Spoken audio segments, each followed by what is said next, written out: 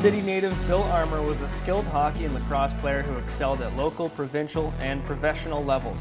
Bill was on 3 Minto Cup championship teams and was a member of the Peterborough Pepsi Petes that won the Mann Cup in 1966. In OLA lacrosse, Bill won 3 league MVP honors 1964 and 65 in Junior A and in 1969 in Senior A. Brooklyn picked up Bill for the 1964 Mann Cup finals while he was still a junior age player.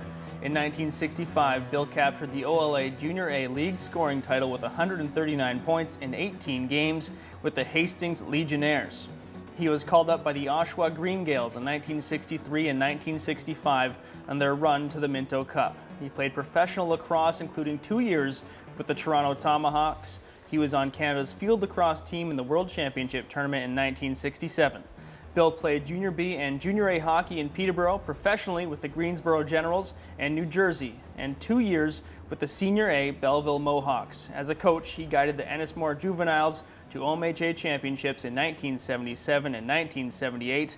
Bill was inducted into the Oshawa Sports Hall of Fame in 1992 as a member of the Oshawa Green Gaels. Bill Armour, thank you for joining us, and a lot of accomplishments, absolutely, and a unique accomplishment where you're in the Peterborough and District Sports Hall of Fame and the Oshawa Sports Hall of Fame, a couple more Hall of Fames as well. All those moments of recognition, how do you quantify them? How do they feel? Oh, great. Yeah, super. Yeah, it was good back those years. Yeah. Is there any one moment when you're getting that acknowledgement that stood out over the others? Oh, I really hadn't thought of that, but any championship is great, you know. But there's nothing really. I think when I played for the Lakers, and then when we won in the championship at the Civic Arena at that time, yeah, and the parades down George Street and stuff like that, yeah. And now you were getting recruited heavily, based off like Brooklyn picking you up, Oshawa picking you up, and you're a Peterborough kid. And you see that now with a lot of the higher end lacrosse players, like the Evans family. They'll get recruited around and they'll go play different places. But for you, when you're a junior age player and you're getting those calls, do you remember what that was like? Oh, definitely. Yeah, it was enjoyable. Yeah, yeah, really. Yeah, playing with some great lacrosse players, and I played with Moon Wooten and people like that, and then there's great goaltenders like Pat Baker and them over the years. When I played for when Brooklyn called me up, I enjoyed it with the Lawton brothers, and it was really good. Yeah. Yeah. And now when you took this all the way through and you're playing and you eventually get to a point where you're coaching, what was the part that you really learned from your playing career that you wanted to impart on everybody else? Well, I ended up coaching lacrosse and air hockey in Ennismore. A good friend of mine, Pat Baker, asked me to come out, and I took over the juvenile team there, and we won 2 All-Ontario championships. And they're a great group to work there with. They're behind their kids, like in the hockey, and then I coached lacrosse out there too, and I enjoyed that very much. Yeah. When you compare hockey and lacrosse, is there one that's closer to your heart? Well, I was better at lacrosse than was hockey. Yeah. Yeah, but I love both sports. Yeah. Yeah. Now, the cross training between the two of them. Did you play any other sports growing up? I know that hockey and lacrosse complement each other well, but was there something else helping to round out your abilities? Yeah, I played a bit in the City League ball with Greg Marchin and Gary Dallanday with People's Credit Jewelers and then I pitched baseball at Riverside Park too. But I really stuck with the lacrosse in the summers, you know, like that. Yeah. But, other than that, yeah, football in high school, you know, played all sports. Yeah, well, that seems to be a trend for a lot of people that are in the Hall of Fame here, right? Yeah, that's correct, yes. Now, take me back to where it all began for you. When you started playing sports, do you remember what it was that drew you in? Well, I started out with my skating. I think we had tube skates then. It was on the Mill Pond in Lang, where the Pioneer Village is. My grandfather owned that grist mill there, and I started out there. And then my first year of organized hockey, I played for St. James United Church under the coach of Red Stevenson. And then got up to the midget age, and I played Silly League hockey. And the church league beat us out, and they picked me up to play with them in Sudbury. And the coach then was Pat Baker, and he was a really good coach then. Yeah, A recognized name in yes, Peterborough, obviously. and then I played lacrosse with Pat. He was our goaltender. And what amazed me about Pat, he had played for I think Hamilton in Junior A, and he had the nicest wrist shot that I'd ever seen. Yeah, that was the best thing. Remember little things like that. Yeah. So goalie in lacrosse and Pat, he was a really good goalie. And your dedication to the sport was quite clear when you look at the MVPs and league scoring titles that you accrued and accumulated. What did it take for you to separate yourself to that level where you're taking home MVP honors or you're leading the league in scoring? Well, it wasn't just for winning the scoring. It wasn't just myself. It's our defense and everything helped. My brother Jack played too, and guys like Jim Gooley and all them. They dug the balls out of the corner and stuff like that, and you'd put it in the net. Yeah. And you were there, I guess. I'm guessing this is the start of the National Lacrosse League in 1974 with the Toronto Tomahawks. Right. I traveled 18 straight days to Toronto, either to practice or play, and then when we played in Montreal, they'd fly in to the airport and pick me up here. And Terry Davis, the two of us from Peterborough, they'd pick us up to fly to Montreal to play, and then we would drive to Toronto and take a plane out to Maryland or wherever to play lacrosse there. Yeah, but I was getting up in age then too. Yeah. Yeah. Do you track the NLL now at all? I do, but this new disease just come out. It's hard to track anything. Well, yes, yeah. Yeah. But prior to that. Yes. Oh, yes. Definitely. Yeah. Now, how different was the NLL in 1974 in comparison to how it is now? Right now, it's a lot faster. Back then, it was a lot rougher. And like Donnie Berry, he keeps us up on, what's happening outside of Peterborough and stuff like that. And, yeah. In terms of protection, that's different now as well. Oh yes. They got more padding and stuff, but they have better stuff because it's lighter and yeah. So do you have any, like, when you look at the way that guys are wearing their face protectors were really nothing back then in lacrosse compared to what it is now, and the sticks were still swinging the same way. Did you have any bad incidents? Oh, you get a lot of wax and stuff like that. Years ago, we never wore helmets. Started out, and yeah. You get lots of cuts in your face and your eyes, and if you count the stitches you get over the years, like I know I got well over 100 in my face and around the ears, and yeah. Doesn't show it. Knock your teeth out. And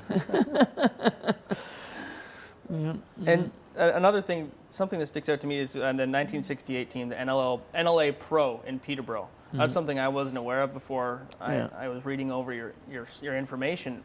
There was that 1 year of pro lacrosse in Peterborough. What happened there? Yeah, there was pro. Now, it's hard for me to remember all this. And then I played for Teddy Higgins, and Teddy Higgins had the Senior A franchise then, and I stuck with him where they had like the pro league here at the Memorial Center, and Teddy and us, we played out of Hastings or Campbellford, and I stuck with Teddy because he'd originally, started the club. So, but other than that, I missed out on a few good things then, Yeah. Yeah. So then you go through there all those years with Peterborough, and was it still the same unique lacrosse atmosphere that it is now, or how would it compare to the current times?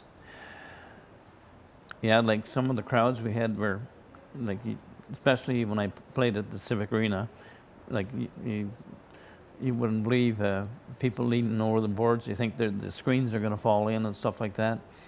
And then back here later on when I played the Lakers, like there's some great crowds too. And then I go to all the senior games here when they do play, and there are some real good crowds.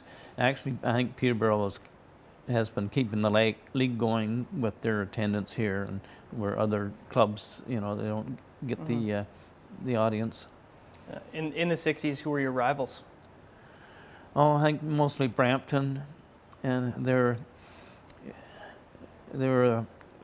some of the tough clubs, and then there were some another couple out of Toronto, but Brampton pretty well all the time. And Huntsville, yeah.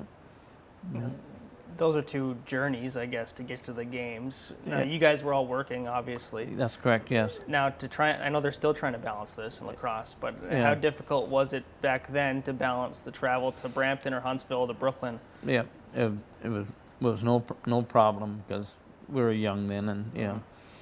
It was just what you wanted to do? Oh, that's right. That's correct. Yes. Mm-hmm. So when you're in those battles with Brampton, do you remember any games that really stick out? Oh, there was a lot of them. I remember this. I felt bad for.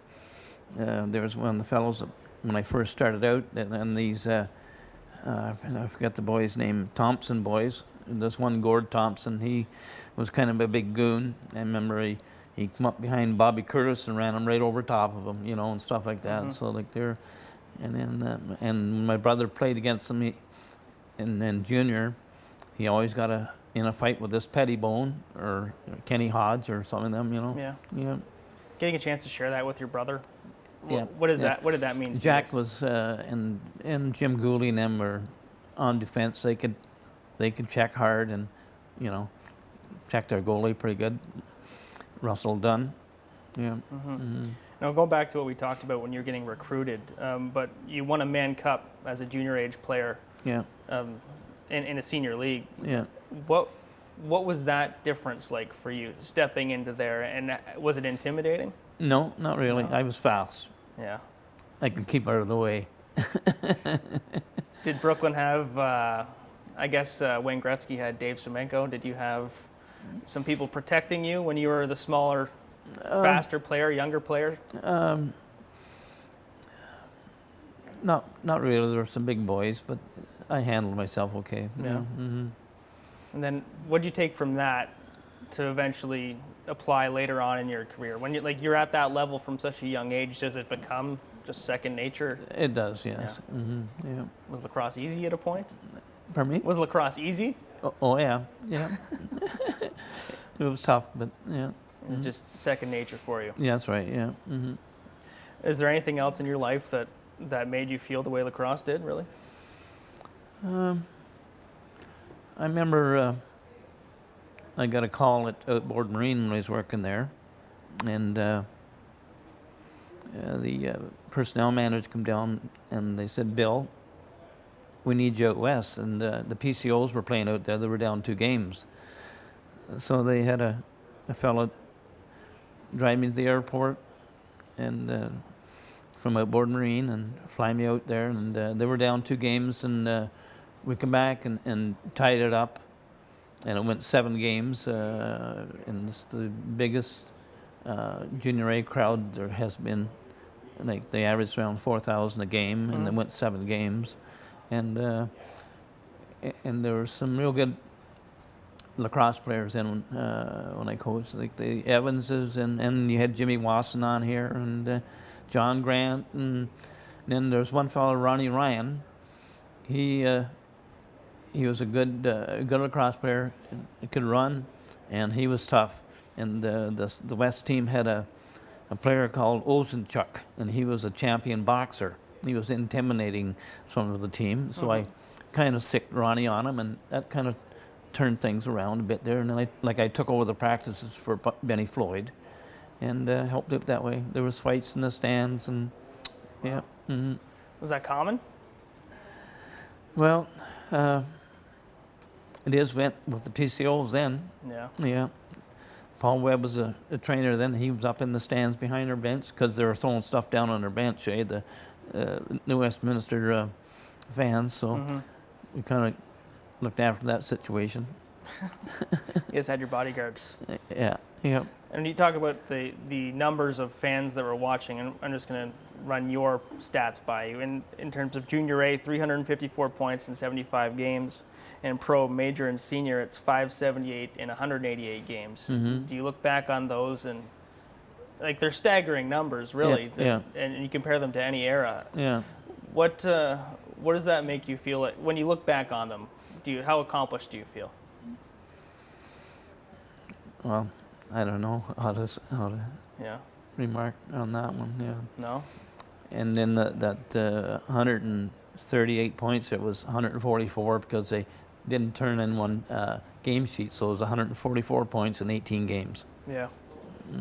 Wow. When you're scoring at that rate, does it, like, I don't know what that feels like. I don't think a lot of people know what that feels like, to be scoring that almost unconsciously. Yeah. And is it just that you're in a zone and every shot's just finding the back of the net every pass? Yeah, a lot of the times it was fast breaks and stuff like that then. Yeah. And then it wasn't just me. It was like I say, my brother and some of the other bigger fellas, Bob Stickle and Jim Gooley and Tim O'Grady and a bunch. It just wasn't one person. Yeah. Yeah, it takes a team, to break a shooter free and stuff like that to get in to score. Yeah. So if your team is performing at that level, then including you, how did you notice other teams start to game plan for what you guys were bringing to the table? Well, they used to try and send guys out after you and stuff like that, but it never worked. So yeah. Why didn't it work? Eh? Why didn't it work? It didn't bother me. Ah. So I'm guessing then there were situations where you just had to take care of yourself out there. Yeah, that's correct. Yes. And did that reputation then go throughout the league? They kind of leave you alone then. Yeah. Yeah. Do you remember maybe the first instance where you had to handle yourself? Oh, that's a long time ago. Yeah. I remember when I was playing for Oshawa and they picked me up and this one guy tackled me in Oshawa rink there, and I got the best of him, and then the team didn't bother me. Yeah. And then you get your hall pass. Yep, that's correct. For a little while longer. Yep. Now, we go into hockey a little bit, and I'm assuming that reputation kind of translates back and forth. And for you played in Peterborough with the Petes, and then you go on to play in a pro league, the EHL, where you can't even find out what it stands for anymore. What does EHL stand for? Yeah. What, the EHL? Yeah. Hockey League? Pardon me? Hockey League. Yeah. Yeah. But when I left the Petes, I went to St. Thomas and played a year junior there in St. Thomas. And that's against, anytime St. Thomas would go to London. London then had, 8 to 7,000 fans, and there was a rivalry there. And then I still had a year junior left, and in Greensboro, had a training camp in St. Thomas, and I tried out with them the 1 year, and then the following year I made the professional team with Greensboro, and I still had a year junior left. And in that time, you're trying out for NHL camps as well? Yeah, I've been down St. Louis for training camp there with Barclay Plager down there, and I did quite well down there. They offered me a job in Kansas City, but the pay was about the same what I was getting in Greensboro, so I stuck to Greensboro. And growing up, were you a fan of any specific team in the NHL? Yeah, Detroit Red Wings. Okay, so it wasn't as sentimental when you got to go to Montreal Canadiens training camp, but how much of an honor was it for that? That was St. Louis in Montreal. Oh, St. Louis in Montreal. Okay. Yeah. Yeah. Okay. Yeah. The Plager boys. Yeah, Barclay Plager. Yeah. And then you keep playing in Greensboro. And just tell me about hockey in Greensboro. Like the fans, you wouldn't believe. That's unreal. Like, and all they liked was fights and stuff like that. And especially when you played against some of these other teams, they were pretty rough. Yeah. You got to Johnstown, which is Johnstown, Pennsylvania. Yep. Setting of a movie that everybody's pretty familiar with. Yeah, that's right. Yeah. So was it again? I guess Doug Gibson played there as well. Yes, and So he described it just like the movie Slapshots, and that's yes, you wouldn't believe it. Yeah, there were some bad boys. yeah. Mm-hmm. Yeah, yeah. How would you compare hockey to lacrosse at the relatively the same level in the 60s?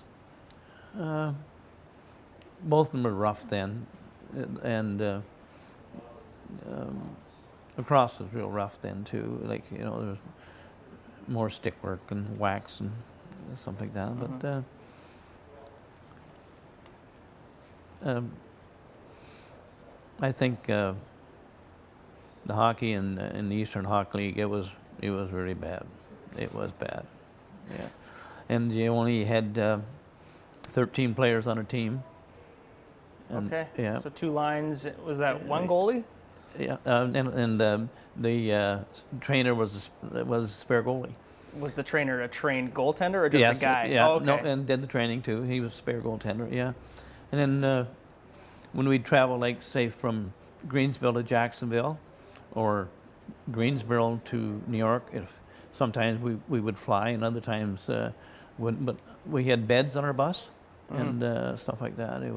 We had 2 bus our coach Ron Spong, and then we had a bus driver named Wesley Jones, and Spong would spare off this Jones fella, and there was a lot of different things going on in Greensboro and with the colored people and stuff like that then, and Now, you played. Peterborough had a senior hockey team as well, right? Did you play senior hockey in Peterborough or no, just in Belleville? in Belleville. Okay. Yeah. No, I played there with Greg March and Gary Dalladay from Peterborough, and George Godson, Luke Kozowski. There's quite a few. Lorne O'Donnell. Now, what was the decision like to? I'm assuming senior hockey, just like it is now, and you're going for the Allen Cup back then. Is it the same name as it is now? Yeah. Okay. Allen Cup. Yeah. Now the players don't get really paid back then. Was that for Yeah, you, like your end of career? Oh no, I was getting paid. Okay. Yeah. So were you one of the few players getting paid, or was it everybody? Well, I think I did my share of getting. Yeah. Yeah. The decision for you to come back to play close to home in Belleville at that point, what was that about? Well, that was the end of my career type thing in hockey that way. And then played old timers later for autonomy old timers and stuff like that. And, yeah. Was the twilight of your hockey career maybe the most enjoyable when you're playing at a different mentality where you're just playing for the love of the game? Yeah, I love playing hockey. There's no question about that. Yeah. Yeah. Did it change for you at all? Like when you did decide to go to Belleville? Not really. I wanted to keep my career going. Yeah. It was, and we'd carpool from here and go down to Belleville, and it was pretty good. It was a rough league too. Yeah. Yeah. What kind of crowds were they drawing in? They real well in Belleville. Yeah. Yeah. Yeah. And what arena would that have been? I know. I don't No idea? Don't ask me. No. Been a while. Yeah. Yeah. So you're making that trip up to Belleville in the winter, and Gary Dalladay was on that team with you as well? Yeah, and Greg Marchand and Lorne O'Donnell, and like I say, Luke Kozowski, and a few other fellas. Ray Johnson, yeah. Joey Johnson's brother. Okay. Now, throughout your hockey career, is there the same question I asked you for your lacrosse career, and you'd go through those championships or the MVPs. In your hockey career, is there one season, is there one moment that sticks with you more than others? I think more in the minor system where you win a championship, more yeah. The rest of the time you're being paid and stuff like that, but it's hard to remember. When you look back on it and you think about what your family will be able to read about you or see about you with your display in the Hall of Fame, what does that mean to you? I mean, it's great. It's a great thing. Like my parents, they passed away quite a while ago and stuff like that. And they weren't around when I got inducted into the Hall of Fame, but my wife was, and she passed away a few years ago. So yeah, yeah, it's good. Yeah. Do you remember what that feeling was like in 2004 when you got inducted here? Yeah, it was super. And really, yeah, it was an honor to be in here. Yeah, great bunch of people working here, and they do a great job. I'll ask you a couple final questions. It's Okay. if you were to think of what your perceived legacy is for sports in Peterborough, what do you think people are talking about Bill Armour? What are they saying about your legacy? I really, I hope they enjoyed my playing. That's all, you know. And is that what you would want your legacy to be? Sure. Yeah. Yeah. There's a lot of good people in Peterborough in sports, and Peterborough's a great hockey and lacrosse town. Yeah. A lot of Well, Bill, and coaches. yes. Coaches like we had Rock Batley and Hastings, and I had Pat Baker as a coach, and a lot of different people. Red Stevenson, my first coach in hockey, and my first coach in lacrosse was Ron Jay in Miller Bowl. A place that doesn't exist anymore, but a pretty awesome looking spot. That's correct. Yeah. Well, thank you so much for your time. It was great to talk to you about it. Great to learn continuously more and more about the history of Peterborough and sports, and I really appreciate your time. Yeah. Thank you very much.